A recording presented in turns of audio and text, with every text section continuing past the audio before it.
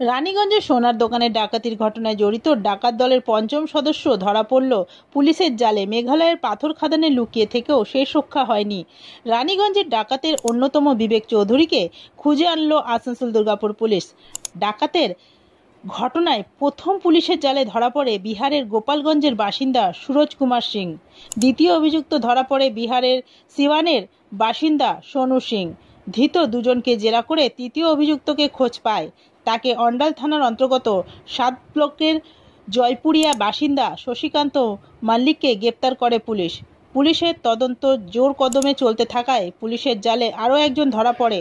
চতুর্থ অভিযুক্ত নাগেন্দ্রনাথ যাদবকে পুলিশ বিহারের ছাপড়া জেলার মাঝি থানা এলাকার মুবারকপুরের তার মামার বাড়ি থেকে গ্রেপ্তার করেছিল। মোট 4 জনকে জেরা করলে ডাকাতের দলের পঞ্চম সদস্য ধরা পড়েছিল পুলিশের জালে। অর্থাৎ পঞ্চম অভিযুক্ত বিবেক চৌধুরীকে মেঘালয় থেকে পুলিশ গ্রেপ্তার করে।